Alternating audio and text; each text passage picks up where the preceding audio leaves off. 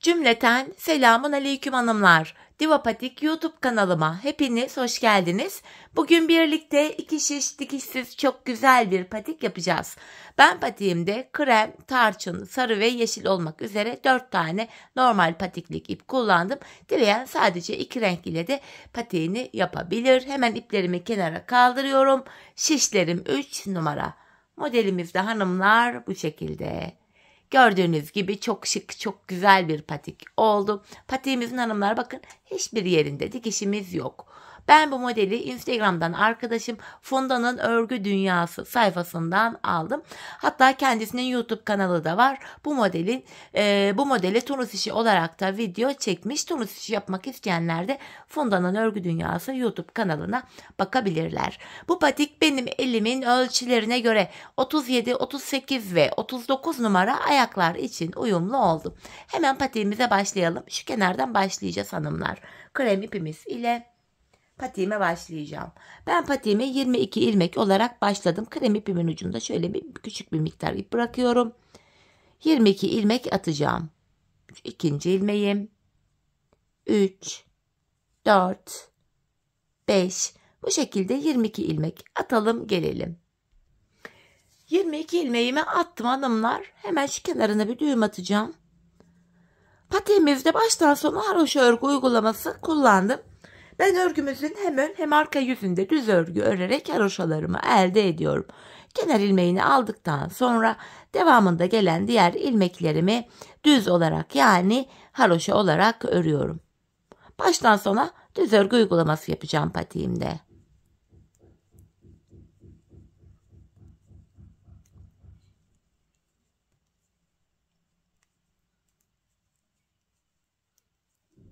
Sonuncu ilmeğimi de ördüm. Geri dönüyorum hanımlar. Geri döndüğümüzde ön yüzdeyiz. Ön yüzde olduğumuzu şöyle kabul ediyorum. Şu başlangıç ipimiz eğer ki sol taraftaysa ön yüzdeyiz demektir. Bakın ön yüzde bir diş haroşamız oldu. Burada 2 diş haroşamız olacak. Sonra modele başlayacağız. Tekrar kenar ilmeğini örmeden alıyorum. İlmeklerimizi hanımlar sıra sonuna kadar ön yüzde düz olarak örelim. Ardından tekrar geri dönelim. Arka yüzde de yine düz örüp ön yüzde buluşalım. Evet hanımlar, ön yüzde ve arka yüzde ilmeklerimi düz ördüm geldim. Şimdi tekrar ön yüzdeyiz. Burada 2 diş haroşamız oluştu. Şimdi şu modelimize başlayacağız hanımlar. İlkini yeşille yapacağız. Model toplamda 5 sıradan oluşuyor. Şimdi modelimizin 1. sırasındayız. Bu sıramızda hanımlar kenar ilmeğini örmeden alıyorum. 2.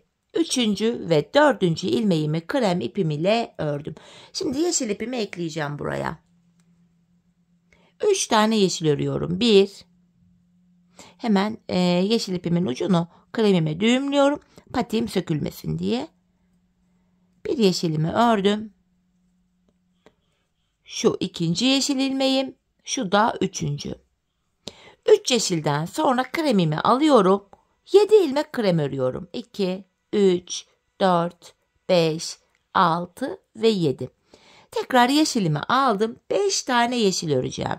İp geçişlerinde bakın yeşil ipimi arkada sıkarak bırakmadım. Şöyle gevşek bıraktım. Patiğimiz gergin durmasın diye. 5 tane yeşilden sonra tekrar kremimi alıyorum. Kalan 3 ilmeğimi krem ile örüyorum. Modelimizin ön yüzde 1. sırasını yaptık.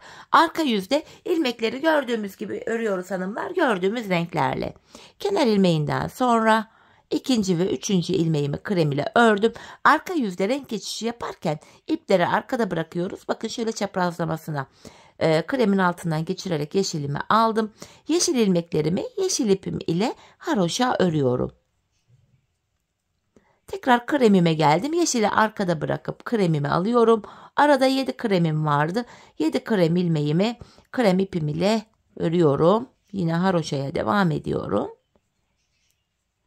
Tekrardan 3 yeşilim var. Şöyle yeşil ipimi aldım. 3 yeşil ilmeğimi yeşil ipimle örüyorum. Tekrar yeşilimi arkada bıraktım. 4 krem ilmeğimi krem ipim ile örüyorum hanımlar. Böylece arka yüzde 1. sıramızı tamamlamış olduk. Ön yüzde ve arka yüzde ilmekleri örünce bir sıra model kurulumu yapmış oluyoruz. Şimdi hanımlar modelde 2. sıramızı yapacağız. Kenar ilmeğimle birlikte toplam 3 ilmek krem ile örüyorum. Bakın 3 kremim oldu. Yeşilimi alıyorum. 2 yeşil, Tam ortaya bir krem. Yanına 2 tane yeşil örüyorum. Arada 4 tane kremim var. 1, 2, 3 ve 4. Tekrardan yeşilimi aldım. 5 ilmek yeşil örüyorum. 1, 2, 3, 4, 5. Kremimi alıyorum hanımlar. Kalan 5 ilmeğimi krem ipim ile örüyorum. Modelin ikinci sırası da bu şekildeydi. Geri dönüyorum, arka yüzdeyim. Yine arka yüzde ilmeklerimizi gördüğümüz renklerle haroşa öreceğim. Krem ilmeklerimi krem ipim ile örüyorum. Yine ip renk geçişinde arka yüzde ipleri arkada bırakıyorum. Yeşil ilmeklerimi de yeşil ipim ile. Tekrardan yeşilimi arkada bıraktım. 4 krem ilmeğimi yine krem ipim ile öreceğim. Yeşillerimi yeşil ile öreceğim. Gördüğünüz üzere arka yüzde model kurulumu yapmıyoruz. İlmeklerimizi gördüğümüz renklerle haroşa olarak örüyoruz hanımlar. Tekrardan 2 yeşil. Yeşilimi arkada bıraktım. Kalan 3 ilmeğimi de krem ipim ile örüyorum. Geri döndük hanımlar, ön yüzdeyiz. Modelde 3. sıramızı yapacağız. 3. sıramızda 3 krem örerek başlıyorum. 2 ve 3. Kenar ilmeğimle birlikte 3 krem ördüm. Yanına 2 tane yeşil öreceğim şimdi. Şu 1, şu da 2. Kremimi alıyorum. 5 ilmek krem örüyorum. 1, 2, 3, 4 ve 5. Tekrardan yeşilimi aldım. 5 ilmek de yeşil öreceğim. 1, 2, 3, 4, 5. Burada kalan 7 ilmeğimi de krem ipim ile örüyorum. Bu şekilde modelimizin ön yüzde 3. sırasını da yaptık. Geri dönüyorum, arka yüzdeyim. Arka yüzde yine ilmeklerimizi gördüğümüz renklerle örüyoruz hanımlar. Arka yüzde model kurulumu yok. İlmekleri gördüğümüz renklerle haroşa örüyoruz. Tekrardan kremimi aldım, yeşilimi aldım. 5 yeşil ilmeğimi yeşil ipim ile örüyorum. Yeşili arkada bırakıp kremimi aldım. 5 krem ilmeğimi de krem ile örüyorum. Tekrardan yeşilimi aldım. 2 yeşil ilmeğimi yeşil ile ördüm. Tekrardan kremimi alıyorum. 3 krem ilmeğimi de krem ile ördüm. Şimdi geri döndük hanımlar. Modelde ön yüzde 4. sıradayız. Bu sıramızda 4 ilmek krem öreceğim. 4 krem. Şu kenar ilmeğim 1, 2, 3 ve 4. Yanına 2 tane yeşil örüyorum. Şu birinci yeşilim, şu da 2. Yanına 2 tane krem öreceğim. 1, 2 krem ve tekrar yeşilimi alıyorum. 5 tane yeşil örüyorum. 2, 3, 4, 5. Kremimi aldım. Kalan ilmeklerin tamamını sıra sonuna kadar krem ipim ile örüyorum. Modelimizin ön yüzde model kurulumunu bu şekilde yaptık. Şimdi arka yüze dönüyoruz hanımlar. Arka yüzde ilmeklerimizi yine gördüğümüz renklerle haroşa olarak örelim. Ön yüzde buluşalım. Evet hanımlar, arka yüzde ilmeklerimi gördüğüm renklerle ördüm geldim. Şimdi ön yüzde modelde 5. sıradayız. Bu sıramızda kenar ilmeğimle birlikte toplam 5 ilmek krem örüyorum. Şu 5. krem ilmeğim. Yeşilimi aldım. 5 ilmek de yeşil öreceğim. 1, 2, 3, 4 ve 5. Tekrar kremimi alıyorum. Kalan ilmeklerimi sıra sonuna kadar krem ipim ile örüyorum. Modelimizin 5. ve sonuncu sırası da bu şekilde. Sonuncu ilmeğimi de yine ördüm. Bu şekilde sonuncu sıramız buydu hanımlar. Şimdi yine arka yüzde ilmeklerimizi gördüğümüz renklerle haroşa örelim gelelim. Evet, ilmeklerimizi arka yüzde gördüğüm renklerle haroşa ördüm geldim hanımlar. Bakın şöyle göstereyim model üzerinde. İlk modelimizi bitirdik. Model arasında bakın 2 diş haroşamız var krem ipimiz ile. Yeşil ipimiz beklesin hanımlar. Bu aşamada ilmeklerin tamamını ön yüzde düz öreceğiz. Arka yüzde de tekrar aynı işlemi yapacağız. 1 diş haroşa olacak. Aynı işlemi ikinci kez tekrar edeceğiz. 2 diş haroşa olacak. Yani başlangıçta olduğu gibi. Bu araya krem ipimiz ile 2 diş haroşamızı örelim gelelim. Evet hanımlar, buraya krem ipim ile 2 diş haroşamı ördüm geldim. Şimdi aynı modeli tekrar yapacağız. 2 renk kullananlar yine aynı yeşil ipleriyle ya da işte hangi renk kullanıyorsanız o iple devam edebilirsiniz. Ben bu şekilde rengarenk yapmayı tercih ettim. İkinci modelimi de yine ilk modelimde olduğu gibi aynı şekilde yapacağım. Fakat bu defa başka bir renk, sarı renk kullanacağım. İlk modeli nasıl yapmıştık hanımlar? Hemen anımsayalım. Kenar ilmeğinden sonra toplamda 3 ilmek daha krem ördük. Yani kenar ilmeğiyle birlikte toplam 4 kremimiz oldu. Buraya hanımlar sarı ipimi ekliyorum. 3 ilmek sarı örüyorum. Birinci ilmeğim, hemen sarımın da ucunu buraya düğümleyeceğim. İkinci ve şu da üçüncü sarı ilmeğim. Kremimi alıyorum. Hanımlar bakın, yeşil ip arkada uzun uzadıya kalmasın diye sarının üzerinden atlatıp şöyle yakınlaştırdım. Bakın sonrasında yine yeşili kullanacağız. İkide bir ipleri kesmeyelim diye aynı iple devam edeceğiz. Fakat ipleri böyle arada bir atlatarak ilerletelim. 3 tane sarıdan sonra 7 tane krem örüyorum. 3, 4, 5, 6, 7. Tekrardan sarı ipimi aldım. 5 tane sarı örüyorum. 1, 2, 3, 4 ve 5. Kalan 3 ilmeğimi de krem ile örüyorum. İlk modelde olduğu gibi ikinci modelde de ilk sıramızı yaptık. Yine arka yüzde ilmekleri gördüğümüz gibi öreceğiz. Ön yüzde model kurulumu yapacağız. Bu diğer bakın, yeşilden sonra sarı ve tarçın olmak üzere 2 tane daha model yaptım. Şu kenarda toplamda 3 tane modelimiz var. Diğer 2 modeli de ilk modeliyle aynı şekilde yapacağız hanımlar. 5 sıradan oluşan modellerimizi aynı şekilde yapacağız. İkinci modelden sonra da yine 2 diş krem ile haroşa ördükten sonra üçüncüyü yapacağız.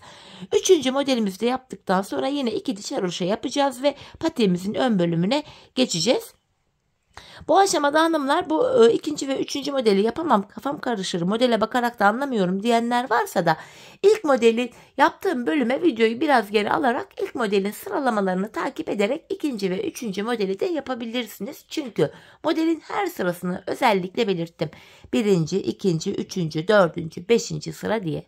Aynı şekilde hanımlar, patiğimizin bu kenarına 3 tane modelimizi yapalım. 3 modelden sonra da 2 diş haroşamızı örelim gelelim. Patiğimizin ön bölümünde buluşalım. Evet hanımlar, bu bölüme 3 tane desenimi yaptım geldim. Şimdi patiğimizin ön bölümünü yapacağız. Yani şuraları, bu aşamada patiğimizin ön tarafında oval bir görüntü oluşacak. Yine aynı kenara kullandığımız modeli bu ortalara da kullanacağız. Yine yeşil ipimle devam edeceğim. Öncelikle hanımlar, bu aşamada bu modelde yine 5 sıradan oluşuyor. Aynı şekilde ilk sırasını yapıyoruz hanımlar, ön bölümü. Ön bölüme kenar ilmeğimle birlikte 4 tane kremimi öreceğim. 3 oldu. Şu da 4. 4 kremden sonra alttan yeşil ipimi alıyorum. Şöyle. Yeşilimi aldım. Buraya 3 yeşil. Aynı deseni kuruyoruz hanımlar. 1, 2, 3 yeşilimi ördüm. Yanına 7 tane krem. 4, 5, 6, 7. Tekrar yeşili alıyorum. 5 tane yeşilimi örüyorum.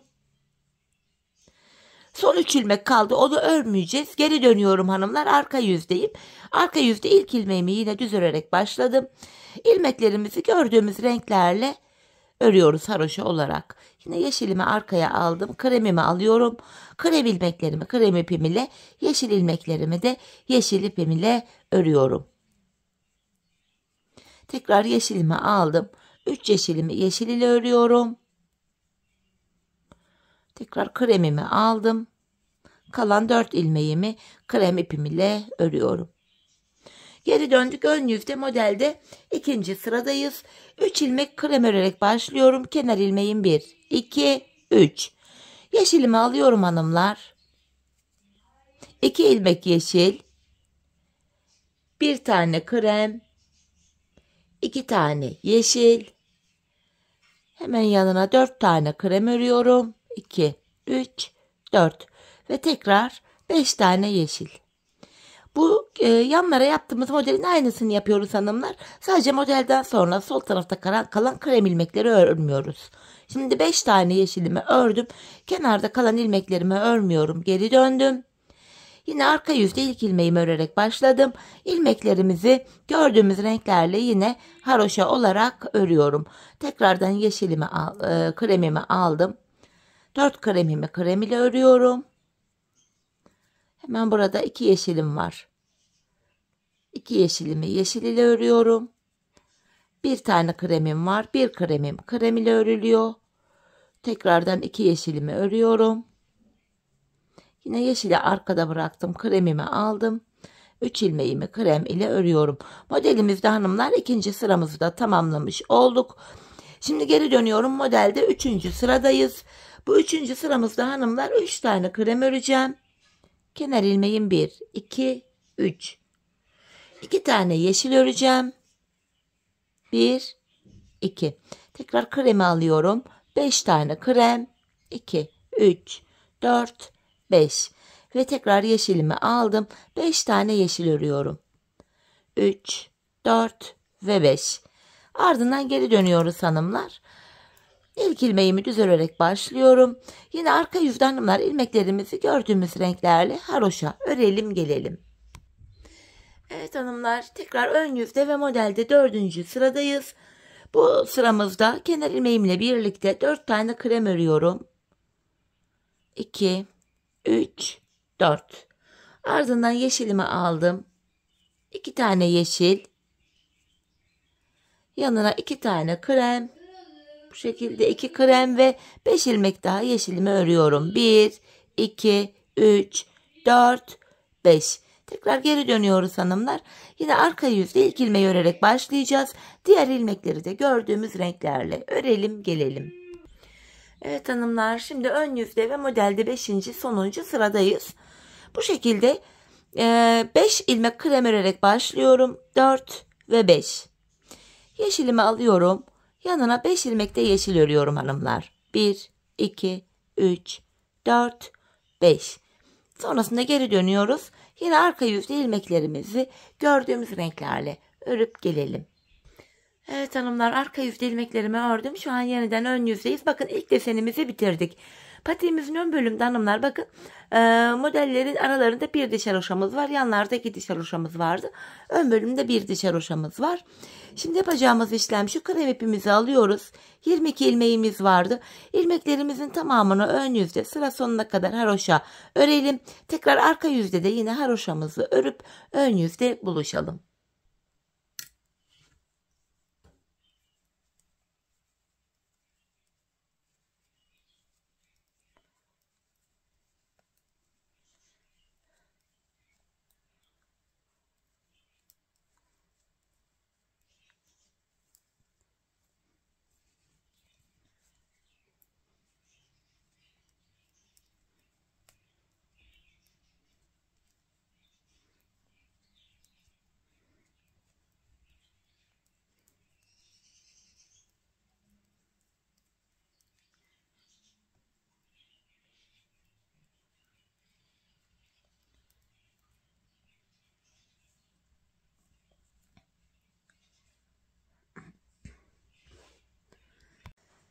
Evet hanımlar, patiğimin şu ön bölümüne toplamda 3 tane modelimi tamamladım. Patiğimizin ilk yarısını böylece tamamladık.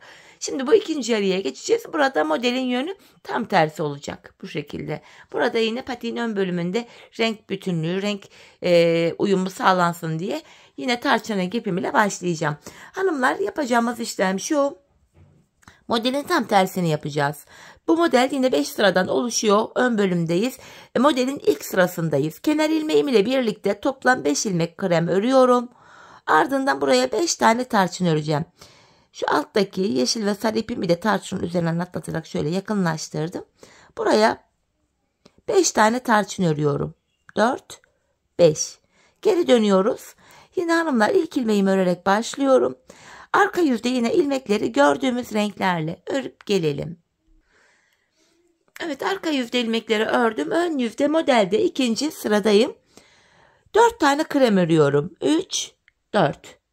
Buraya 2 ilmek tarçın öreceğim. Şöyle çaprazlamasına tarçınımı aldım. 2 tarçın. Yanına 2 tane krem. Tekrar tarçınımı aldım. 5 ilmek tarçın rengi ipimle örüyorum. 3, 4, 5. Tekrar geri dönüyoruz hanımlar. Yine arka yüzde ilmeklerimizi gördüğümüz renklerle örüp gelelim. Evet hanımlar, ön yüzde yine modelde 3. sıradayız. 3 ilmek krem öreceğim. Şu kenar ilmeğim 1, 2, 3. Yanına 2 tane tarçın öreceğim. 1, 2. Kremimi alıyorum.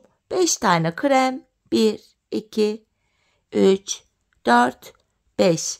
Ve tekrar tarçınımı aldım. 5 ilmek tarçınımı örüyorum.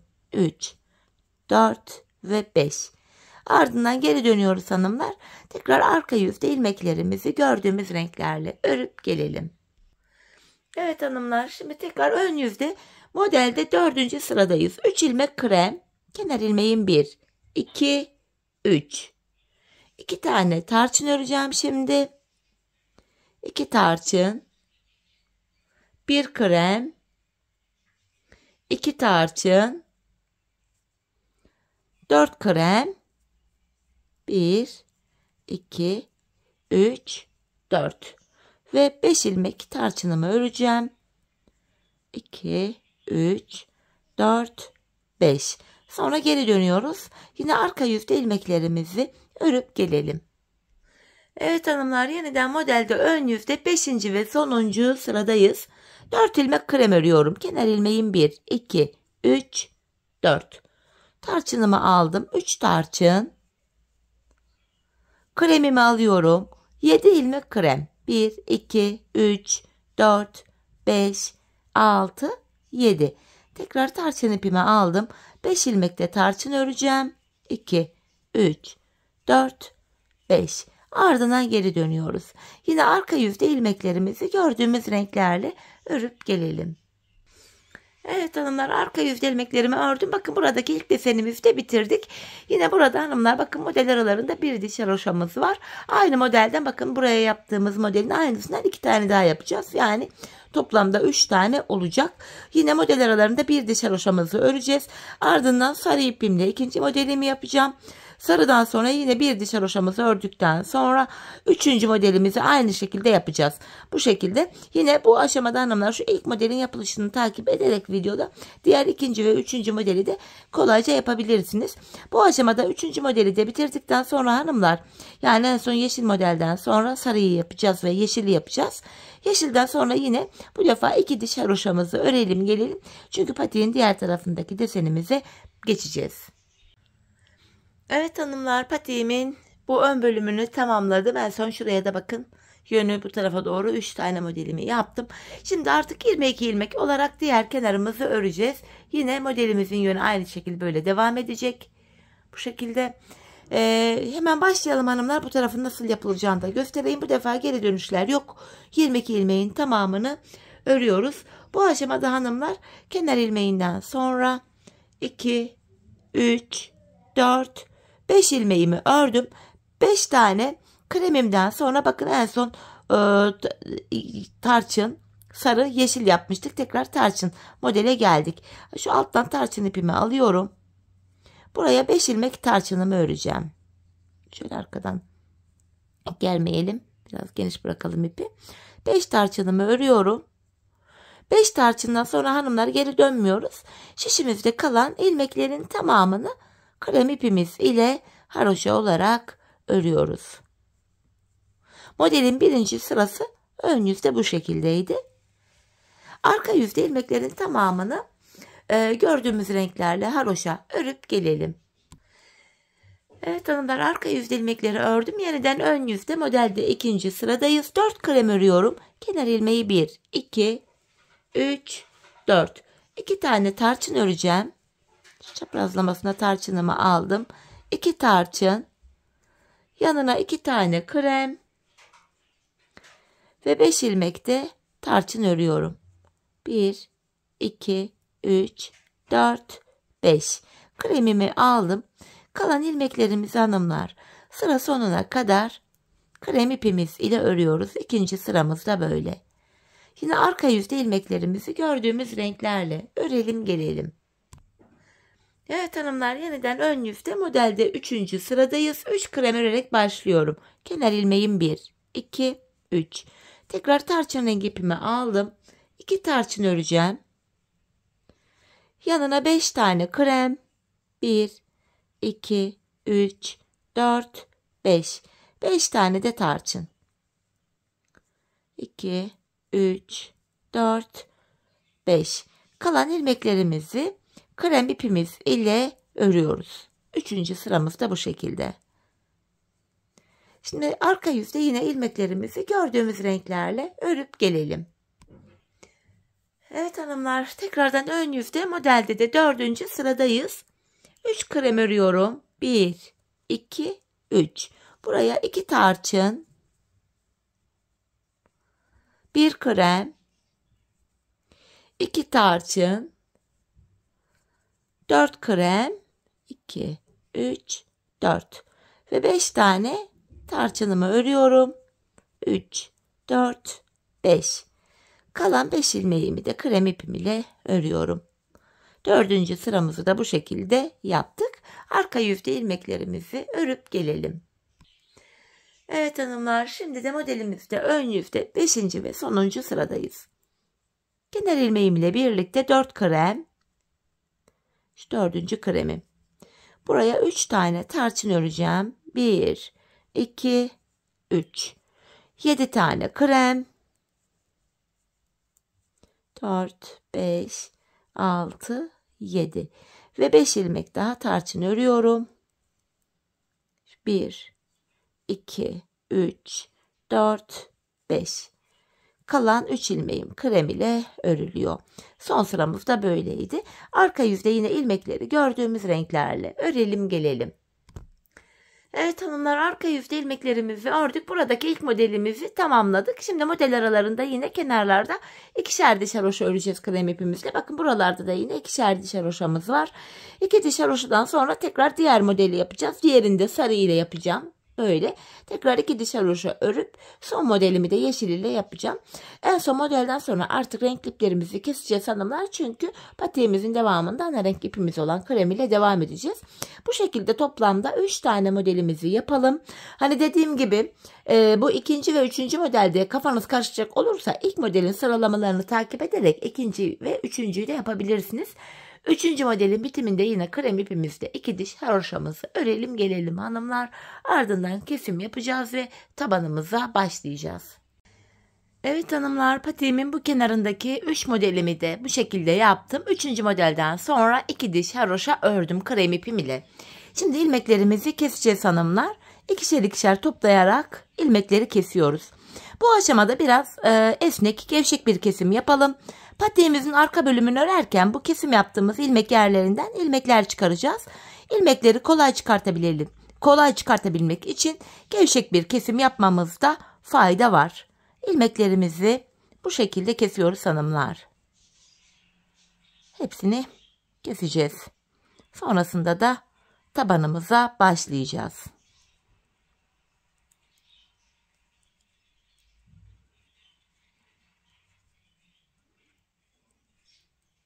Son bir ilmeğim kaldı, onu da yine kesiyorum. Kenarımız sıkı ve sağlam olsun diye buraya da 2 tane zincir çekip ipimi kesiyorum. Hanımlar, bu şekilde patiğimizin üst bölümünü bitirdik. Şöyle baktığımızda patiğimiz görüntü itibariyle şöyle. Şimdi tabanımızı yapacağız. Hemen şu bölümden ilmek çıkartarak tabanımızı öreceğiz. Krem ipim ile ilmeklerimi çıkaracağım. Hemen şurada bakın, ilk kenar ilmek yerim şurası. İlmeğin 2 kanadına birden girerek ilmek çıkartıyorum. Sırasıyla hanımlar bu kenar ilmek yerlerine ilmeğin 2 kanadına birden girerek ilmek çıkartıyoruz. Hemen 2. ilmekten sonra ipimin ucunu şöyle düğümleyeceğim kendine, sökülmesin diye burası. Bu şekilde ilmeğin 2 kanadına birden girerek sırasıyla ilmeklerimizi çıkarıyoruz hanımlar. Bu şekilde diğer uca kadar devam edeceğiz hanımlar bu işleme. Yani şuraya kadar. Ben buradan diğer uca kadar toplamda 82 ilmek çıkarttım. Şimdi diğer uca kadar olan ilmeklerimizi çıkaralım gelelim. Evet hanımlar, diğer uca kadar 82 adet ilmeğimi çıkarttım. Şimdi geri dönüyorum, arka yüzdeyim. Arka yüzde kenar ilmeğini örmeden alıyorum. İlmeklerimizi sırasıyla düz olarak, yani haroşa olarak örüyoruz. Bu şekilde. Ön yüze bakın, şöyle bir diş haroşa düşüyor. Sıra sonuna kadar ilmeklerimizi haroşa örelim gelelim. Evet hanımlar, ilmeklerimi ördüm. Şimdi ön yüzdeyiz. Burundan başlayarak tabana geçeceğiz. 82 ilmeğimiz vardı. Buruna 8 ilmek ayırıyoruz. 82'den 8 ilmek çıkartınca geriye 74 ilmek kalır. 74 ilmeği de iki yana eşit paylaştırınca kenarlara 37'şer ilmek düşüyor. Öncelikle patiğimizin tabanını yapabilmek için bu kenardaki ilk 37 ilmeğimizi öreceğiz. Kenar ilmeğiyle birlikte toplam 37 ilmek. Buraya hanımlar 37 adet ilmeğimizi örüp gelelim. 37 ilmeğimi ördüm hanımlar. Şimdi patiğimizin burun kısmı için 8 ilmek daha örüyorum. 1, 2, 3, 4, 5, 6, 7, 8. Saydığımız anda şu sol kenarda da 37 kalıyor. 8 ilmek ördükten sonra geri dönüyorum. Bu aşamada ipim hep karşıda olacak ve ilk ilmeği örmeden alıyorum. 8 ilmeğimi öreceğim. 2, 3, 4, 5, 6, 7, 8. Tekrar geri döndüm. 8 ilmek ile buraya bir diş haroşa ördük hanımlar. Şimdi tabanda 14 ilmek olana kadar yanlardan birer birer ilmek ekleyeceğiz ortaya. Yine ipim karşıda, ilkini örmeden aldım. 8 ilmeğimi öreceğim. 3, 4, 5, 6, 7, 8. Yan taraftan bir ilmek örerek ortaya ekledim. 9 oldu. Geri dönüyorum. İpim karşıda, ilk ilmeği örmeden aldım. 9 ilmeğimi öreceğim. 5, 6, 7, 8, 9. Şimdi de bu kenardan bir ilmek örerek ortaya ekledim. 10 ilmek oldu. Geri döndüm. İpim karşıda, ilk ilmeği örmeden aldım. 10 ilmeğimi öreceğim. 5, 6, 7, 8, 9, 10. Bir ilmek de kenardan örerek ortaya ekledim. 11 oldu. Geri dönüyorum. İpim karşıda, ilk ilmeğimi örmeden aldım. 11 ilmeğimi öreceğim. 4, 5, 6, 7, 8, 9, 10, 11. Bir ilmek de yan taraftan ekledim ortaya. 12. Tekrar geri döndüm. Yine bu ortadaki 12 ilmeğimizi öreceğiz. 4, 5, 6, 7, 8, 9, 10, 11, 12. Bir ilmek de yan taraftan örerek ortaya ekledim. Ortada 13 oldu. Tekrar geri dönüyorum. İpim karşıda, ilk ilmeği örmeden aldım. 13 ilmeğimi öreceğim öncelikle. 5, 6, 7, 8, 9, 10, 11, 12, 13. Bir ilmek de yan taraftan örerek ekledim ortaya. Ortadaki ilmek sayımız 14 oldu. Bakın burun kısmında oval bir görüntü oluştu. Şimdi 14 ilmekle kesimlere başlayacağız hanımlar. Yine ipimiz karşıda, ilk ilmeği örmeden aldık. 13 ilmek öreceğim. 14. de kesimimi yapacağım. 5 oldu. 6, 7, 8, 9, 10, 11, 12, 13. 14. ilmekte yanındaki ilmeği de alıyorum. İkisini keserek örüyorum. 14. de kestik. Kesimden sonra yine geri dönüyorum. İpim karşıda, ilk ilmeği örmeden aldım. Tekrar 13 ilmek öreceğim. 4, 5, 6, 7, 8, 9, 10, 11, 12, 13. 14. ilmekte yanındakini de alıyorum. İkisini keserek örüyorum. Tabanımız bu şekilde örülecek hanımlar. 13 ilmek öreceğiz. 14'te kesimi yapacağız. Biz bu kesme işlemine sağ ve sol taraftaki ilmeklerimiz bitene kadar devam edeceğiz. Kesim sonunda şişimizde sadece tabanda kullandığımız 14 ilmeğimiz kalacak. Şimdi hep birlikte patiğimizin taban bölümünü 14 ilmek olarak sizlere anlattığım gibi örelim gelelim. Evet hanımlar, patiğimin tabanını ördüm geldim. Şişimde sadece 14 ilmek kaldı. Şimdi bu 14 ilmekle arka bölümü öreceğiz, topuk bölümünü. Yine ipim karşıda, ilk ilmeğimi örmeden aldım. Bu aşamada hanımlar son 2 ilmeğim kalana kadar ilmeklerimi örüyorum. Şişimde son 2 ilmek kalana kadar. Bakın son 2 ilmeğim kaldı. Son 2 ilmeğimi kesiyorum. İkisini bir keserek ördüm. 13 ilmek kaldı burada. Bu aşamada hanımlar, burada bakın kenar ilmek yerleri var. Hemen şuradaki ilk kenar ilmek yerine girerek ilmek çıkarıyorum. Şu şimdi çıkarayım. Şöyle. Tekrar 14 ilmeğimiz oldu. Bu şekilde hem patiğimizin arkasını örüyoruz hem de arkasını şu kenarlara eklemiş oluyoruz. İlmek çıkarttıktan sonra geri döndüm. İpim karşıda, ilk ilmeğimi örmeden aldım. Tekrardan son 2 ilmek kalana kadar ilmeklerimi haroşa örüyorum. Yine son 2 ilmeğimi kestim. Hanımlar, şu sağ kenardan ilmek çıkartırken geri dönüyorum. Ön yüzde çıkaracağım. Öyle daha çok kolayıma gidiyor. Hemen şuradaki ilk kenar ilmek yerimiz şurası. Buraya girerek buradan da bir ilmek çıkarıyorum. Tekrar 14 ilmeğimiz oldu. Kalan ilmekleri öreceğim. Hanımlar, patiğimizin arkasında yapacağımız işlem bu kadar. Son 2 ilmek kalana kadar öreceğiz. Son 2 ilmeğimizi keseceğiz. Bu şekilde bakın, son 2 ilmeğimi kesiyorum ve sıradaki kenar ilmek yerinden ilmeğin 2 kanadına birden girerek ilmek çıkarıyoruz. Tekrar geri döndüm. Aynı işlemi yapacağım yine. İlk ilmeğimi aldım. Yeniden ilmeklerimi örüyorum. Ta ki kenarda son 2 ilmek kalana kadar. Yine son 2 ilmeğimi hanımlar şurada birlikte keserek örüyorum. Sağ kenarda ön yüzde ilmek çıkarıyorduk. Geri döndüm, ön yüzdeyim ve burada da bir diğer kenar ilmek yerine girerek ilmeğimi çıkarttım. Patiğimizin arkası böyle yapılıyor hanımlar. Biz bu işleme son kenar ilmek yerlerine gelene kadar devam edeceğiz. Şimdi hep birlikte patiğimizin arka bölümünü örelim gelelim. Evet hanımlar, patiğimin arka bölümünü ördüm ve geldim son kenar ilmek yerlerine gelene kadar. Şimdi ilmeklerimi keseceğim artık. Yine ikişer ikişer toplayarak ilmeklerimizi kesiyoruz. Şuradaki ipimin ucunu da gizleyerek götürüyorum, şöyle üstten atlatarak. Bu şekilde kesimimizi yapıyoruz. Dileyen tığ ile de kesim yapabilir. Şöyle burada ilmekleri ikişer ikişer tığ ile de toplayabilirsiniz. Artık hangisi kolayınıza gidiyorsa. Son bir ilmeğim kaldı. Onu da kesiyorum. Ve burada hanımlar, tümsek bir görüntü oluşmasın diye hemen şuraya dibine batarak buraya bir sık iğne yapıp bir tane de zincir çektim. İpimi keseceğim artık. Şöyle kesiyorum. Hemen ipimin ucunu arkaya ilmek aralarına girerek gizleyeceğim. Şu şekilde. İplerin ucunu hanımlar, patiğin iç bölümünde renkli iplerimizin uçlarını falan da bu şekilde gizlemeyi unutmayalım. Patiğimizin içi dışı tertemiz görünsün. Hemen şu kenardan kalan bir ip vardı. Onu da yine gizleyeceğim buraya.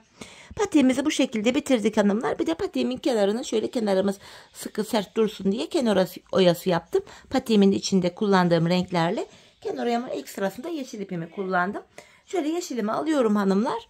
Topuğu kestiğimiz yerden itibaren şöyle yeşil ipimle bir ilmek çıkarttım. İpin ucunu şöyle gizleyerek götüreceğim.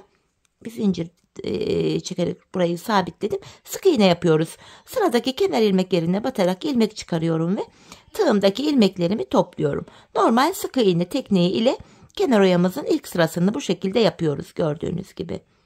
Bakın, kenar ilmek yerine ilmeğin 2 kanadına birden batarak ilmek çıkarıyorum. Tığımdaki ilmeklerimi topluyorum. Çok sıkı bir sık iğne yapmayalım hanımlar. Biraz esnek olsun.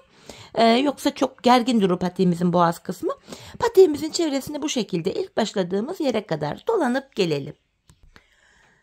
Evet hanımlar, kenar oyamın ilk sırasını yeşil ipimle tamamladım, geldim. Buraya bir zincir çekip yeşil ipimi keseceğim. Sonrasında bu yeşil ipimin ucunu şöyle arka ilmek aralarına girerek yine gizliyorum. Bu şekilde. Şimdi kenar oyamın ikinci sırasını yapacağım. İkinci sırasında da sarı ipimi kullanacağım. Yeşilde nasıl yaptıysam sarıda da aynısını yapacağım hanımlar. Yine sık iğne yaparak kenar oyamızın ikinci sırasını yapacağız. Şöyle sarı ipimle şuradan ilmek çıkarıyorum. Bu şekilde. Sonrasında şuraya bir zincir çekerek ilmeğimi sabitledim. Yeşil kenar ilmek yerlerine girerek, yani yeşil sık iğnelerin içine girerek bu defa sarı ipimiz ile sık iğnemizi yapıyoruz hanımlar. Şöyle yeşil ilmek yerlerine girerek sarı ipimiz ile ilmek çıkarıyoruz. Bakın, sık iğnemizi sarı ipimiz ile yapıyoruz. Bu şekilde.